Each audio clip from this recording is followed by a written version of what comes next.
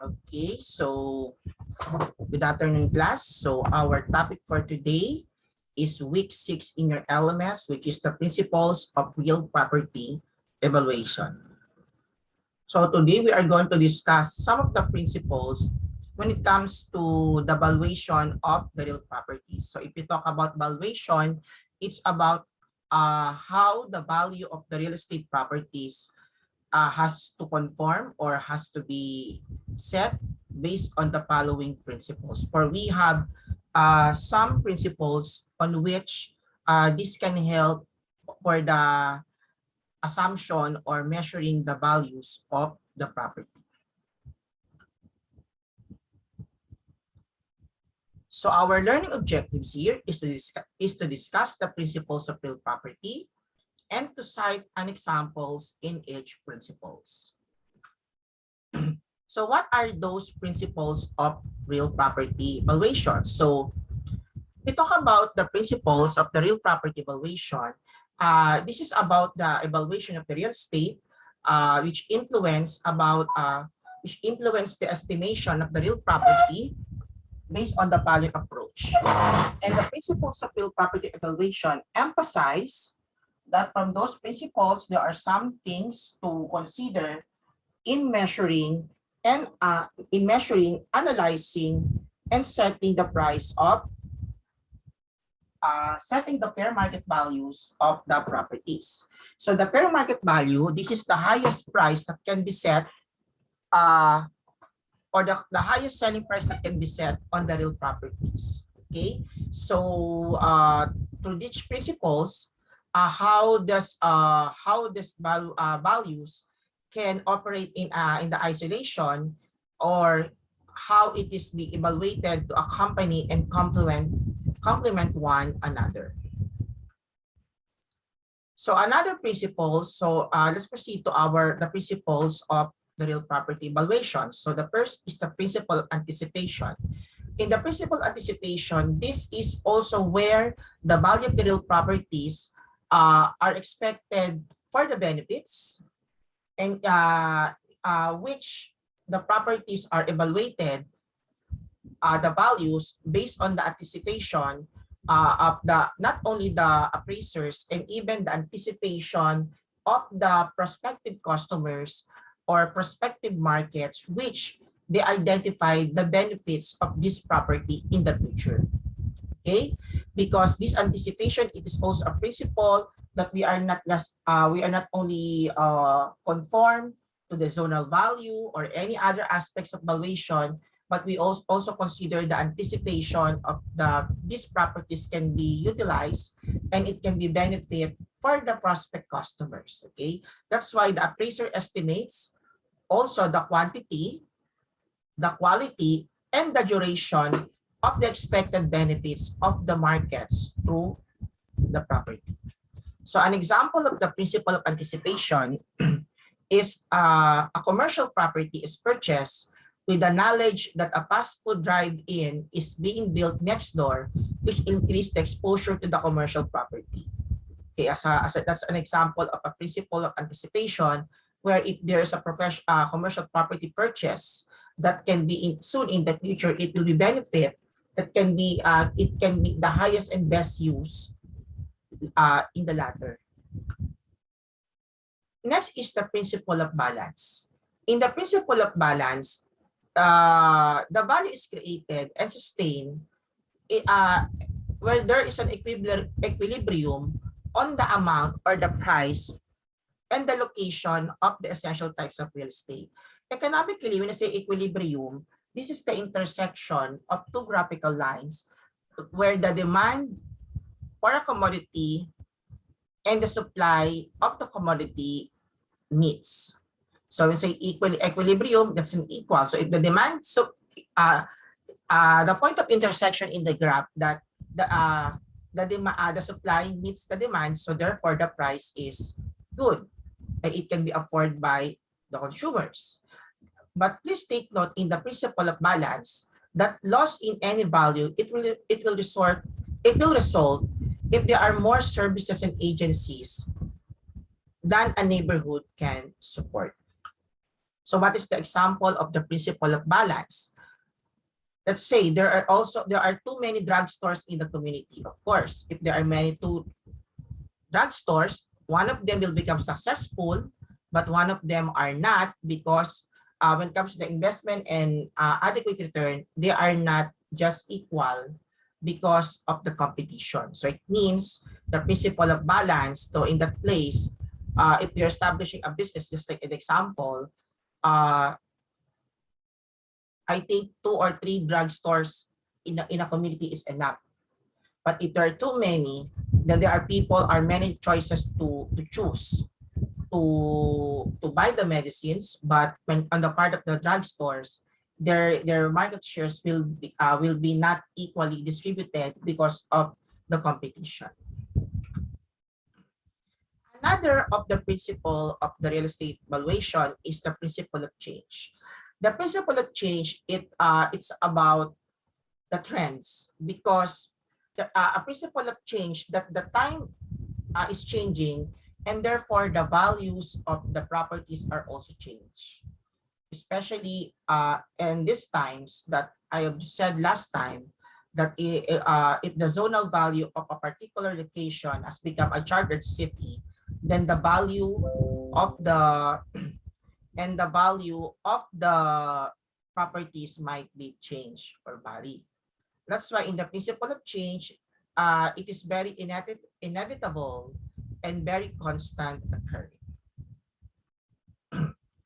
As a part of the principle of change, as about the cities, neighborhoods, and individual properties are constantly undergoing in the process of change because of the evolutionary stages of growth, stability, and decline. That's why this principle also consider in appraising the value of the properties. An example of this is a house in a neighborhood of a city where a block away a freeway is being built. It will command a lower price than a house in a neighborhood 3 blocks away from the freeway. Yes, that's a principle of change, because if there are a house in a neighborhood of a city, and there's where a block is a freeway built, then it will be lead to command a lower prices from those houses in a neighborhood rather than in the freeway. Another principle is the principle of competition. So the principle of competition is about where the profits create competition, and excessive profits also breed competition that tends to destroy those profits. Meaning that in the principle of competition,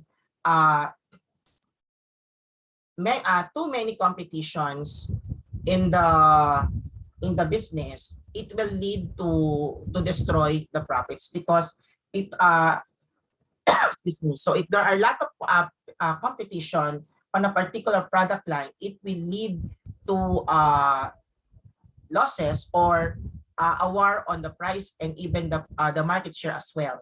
On the part of the consumers, it will be advantageous because there are a lot of variety to choose.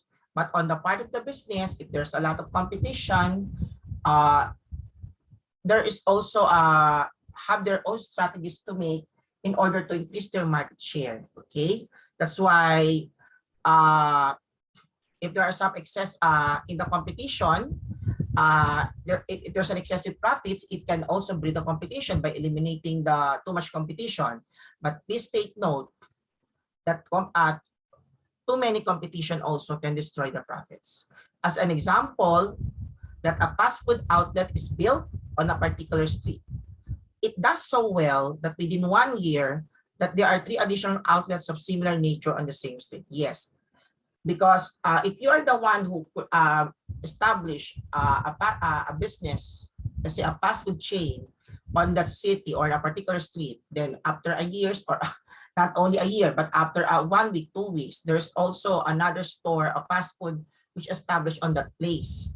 That will be your competition, because they see that this business is very profitable, for he is only one to provide the product, and then others will go to get also establish that kind as a competition also to divide the market shares. And then another one is the principle of conformity. The principle of conformity, this is about the principle of real estate valuation, that the land must be utilized reasonably to conform to the standards of the area. Because when say conformity, it must to conform or follow it talks about compliance on the standards which set by the not only by the government but also the developers. And make sure that the standards must be reasonable to denote the degree of conformity, because if there are standards and policies to set, then we have to comply. But there are times that the conformity to the standards and policy, it will result to monotony that can be detrimental to value as not having any conformity at all, because there are times that too much conformity to the standards, it will lead to detrimental. Example, in the residential areas, of course, when it comes to the styling of the buildings with the same quality, but when it comes to the appearance, it might not be pleasing. Okay, and also part of the principle of conformity is the zoning regulations, which is a standardized to protect a neighborhood from the conversion to the intrusion of inharmonious uses. Okay, let's have the example of the principle of conformity. A small town had difficulty selling lots on a particular crescent. The town allows trailers to be set up on the side of the crescent, thus lowering the price of houses on that block, as well as the homes backing the trailers. So another principles are the principles of regression and principles of progression. The principle of regression, this is about maintaining between the similar properties, which the value the value of the better property will be adversely affected by the presence of the property of the lesser value. So it means that a principal progression, it's about there are some dissimilar properties that we say dissimilar, they are not the same conformity, but it will be take advantage towards the value and the price. While the principle of progression, this is the reverse of the regression, which affirming that the property of lesser value or the lesser value of the property, it can be enhanced by proximity to a better properties that can be more enhanced and more attractive to the customers. Example, in a neighborhood of $50,000 to $65,000 properties, the value of a $100,000 property tends to regress towards the value of the price level typical of that neighborhood.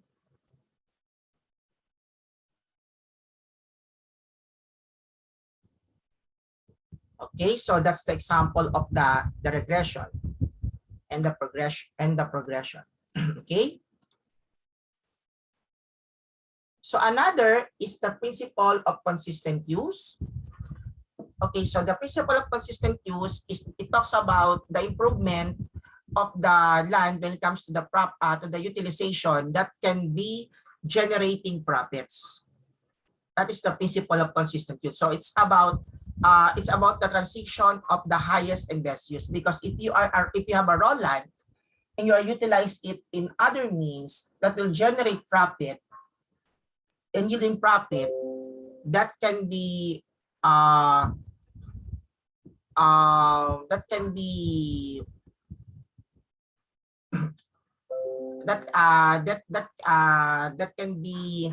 what do you call this? That can be utilized, that can generate profit in the long run, especially for those land that is subject for the improvements. An example is when appraiser is estimating the market value of the parcel of land improved with an old house and estimates the highest and best use for an office building. Then he does not accord any value to the house over to the land. An example of that is a downtown parcel plan that can improve with an old house, which can be converted into an office building, which can be commercialized, that can be utilized properly, that can generate profit in the long run. And then the principle of contribution. In the principle of contribution, so the principle of contribution, it talks about the value of any component of a property, which is measured by how much, and it adds to the net income by reason of its presence, or detracts from the net income by reason of its absence. So the principle of contribution is a factor that the production that will depending on how these factors of production can contribute to the net income and covering up the cost of the operation.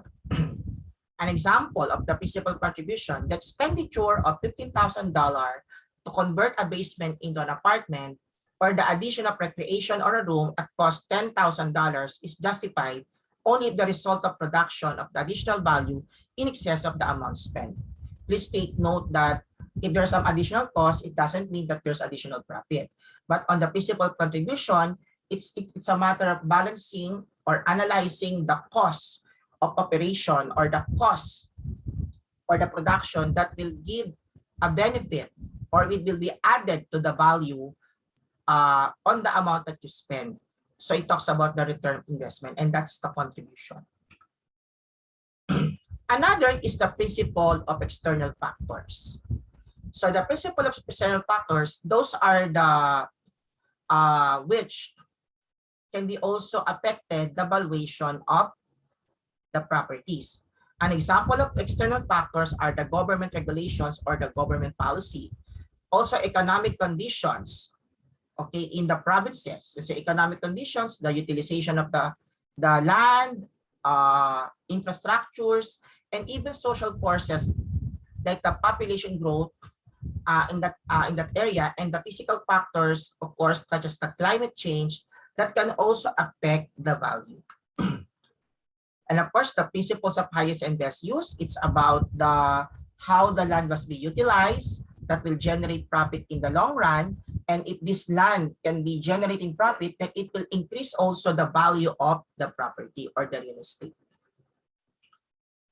So an example of the highest and best use is a prime lot in downtown that anytime is presently being utilized as parking lot. Once the plans are finalized, a high-rise business complex to be constructed utilizing the maximum productivity of the land. And of course, the principles of increasing and decreasing returns. So this is also a principle which the factors of the if the factors of production increases, it will also increase returns to a certain point. But please take note that additional expenses or expenditure will not make additional income. Okay, if there's an additional expenditure, then we'll have additional investment, but it doesn't mean that there's an added or additional income. So an example of the increasing and decreasing return, a second caretaker was hired for an apartment building. The building might be better maintained and rents it could be increased to cover the wages of the second caretaker. If the third person was hired, the level of maintenance might not increase proportionately, and the additional wages could not be recovered by the further rent increases, thus they would not be justified. So it talks about the hiring of a caretaker, that which, of course, if there's an overhead for the manpower, then it will not it will be only adding a cost, but it will not added income. Another is a principles of substitution. So this is these are principles about the alternative or replaceable to the major product. Okay, because there are some times that if the alternative has a demand than the major product, particularly the property, then the price and the value also affected. Okay, that's why a prudent buyer will pay no more for a property than the cost of a similar and equally desirable property. Because of course, in a principal substitution, there are a lot of properties that can be alternative. Example, if you're buying for house and lot, which you cannot afford, then your alternative is to rent. Okay, because it is you can afford to rent a particular space than buying a house. Okay, but please take note that the principle of substitution underlies based on the evaluation approaches. So we already discussed last time about these approaches, and it will be also connected to the principles of real estate valuation, just like the cost approach. A prudent buyer would pay no more for a property than the cost of creating similar one. Yes, the customers will not buy, or we will not pay no more for the additional costs. And the income approach, a prudent buyer would pay no more for a property than the price of another investment and would be providing the same return. And direct comparison approach, a prudent buyer would pay no more for a property than the price of acquiring another similar existing property. So the example here, there are 3 houses on a block in a newer subdivision for a sale. They are all similar in style, location, amenities, etc. The 2 units are priced at $155,000 and the third one is $169,000. So the first 2 units worth $155,000 are sold, but the third one does not because of the cost and because of the comparison. Because if I am also like a customer, if you have similar units, similar quality, but the price varies, well, you can look for the alternative or the cheaper prices on the properties. And of course, the principle of demand and supply. The principle of demand and supply, of course, states that if the demand increases and the supply decreases, then the value or the price of the property, it will lead to shortage, so that there's an increase in price. But if the supply increase and the demand decrease, then there will be a surplus, and the surplus affects the price by decreasing the prices to avoid the obsolescence of the surplus of supplies. Okay, that is the explanation for the demand and supply. So an example of the demand and supply, that a springs arrives with many buyers looking for homes. The housing market is such that there's not a lot of homes for sale, thus the large demand and small supply will fuel a higher house prices. Okay, that's for example. And the last one is the principle of surplus productivity. So the surplus productivity is about the net income. So the purpose of the factors of production is to earn a profit, and the surplus productivity occurs when the properties are sold, generates a lot of sales and covering all the costs, because for whatever the excess of the sales that cover up the cost, that is the surplus productivity, or shall we say the net income. Because the remaining net income, it can be used, of course, that can be used to increase the investment and to increase the products to be sold and even their operations. So an example of this is an income property generates a gross income of $100,000. After paying the cost of the labor, coordinating services, and capital invested in the improvements, there is $20,000 left over. So this net income was earned by the land, and that is the surplus productivity. And this net income can be used as a part of the savings and additional investment for the expansion of the business.